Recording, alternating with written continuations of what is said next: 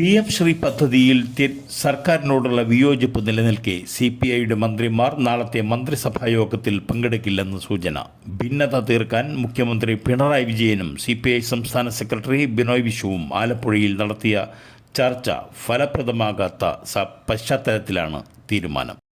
30 വർഷത്തെ നീണ്ട കാത്തിരിപ്പിന് വിരാമമിട്ടാണ് അത്ഭുത കാഴ്ചകളുടെ വിസ്മയം തീർക്കാൻ സുവോളജിക്കൽ പാർക്ക് ഇന്ന് മുഖ്യമന്ത്രി പിണറായി വിജയൻ നാടിന് സമർപ്പിച്ചു. സുവോളജിക്കൽ പാർക്കിൻ്റെ ഉദ്ഘാടനത്തോടനുബന്ധിച്ച് വൈകിട്ട് 3-ന് സാംസ്കാരിക ഘോഷയാത്രയും സംഘടിപ്പിച്ചിരുന്നു.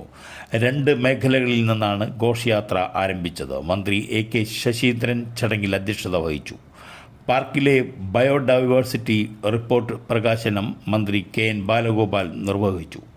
സുവോളജിക്കൽ പാർക്ക് സ്റ്റാമ്പ് പ്രകാശനം മന്ത്രി R ബിന്ദു നിർവഹിച്ചു. മന്ത്രിമാരായ K Rajan, J Chinchurani, PM Muhammad Riyas, Roshy Augustine, K Krishnankutty, KB Ganesh Kumar, Kadannappally Ramachandran, കേന്ദ്രമന്ത്രി സുരേഷ് ഗോപി തുടങ്ങിയവർ ചടങ്ങിൽ പങ്കെടുത്തു.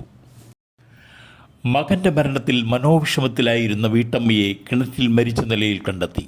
വിധുര ആനപ്പെട്ടി ഹരിവിലാസത്തിൽ ദിവ്യയെയാണ് വീടിന് സമീപമുള്ള കിണറ്റിൽ മരിച്ച നിലയിൽ കണ്ടെത്തിയത്.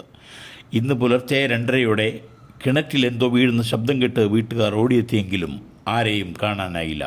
ഉടൻ നാട്ടുകാർ അഗ്നിരക്ഷാസേനയെ വിവരമറിയിച്ചു. Fire and rescue officer Anoop കിണറ്റിലിറങ്ങി അന്വേഷിച്ചപ്പോൾ അബോധാവസ്ഥയിൽ ദിവ്യയെ കണ്ടെത്തി.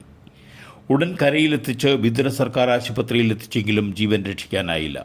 കഴിഞ്ഞ മാസം ദിവ്യയുടെ ഏകമകൻ ഹരി ജീവനൊടുക്കിയ നിലയിൽ കണ്ടെത്തിയിരുന്നു. അതിനുശേഷം ദിവ്യ അതീവ വിഷാദത്തിലായിരുന്നു. കഴിഞ്ഞ ദിവസങ്ങളിലായി അവൾ ആരോടും സംസാരിക്കാതെയും വീട്ടിൽ നിന്നും പുറത്തു കിടക്കാതെയുമായിരുന്നു എന്ന് നാട്ടുകാർ പറഞ്ഞു.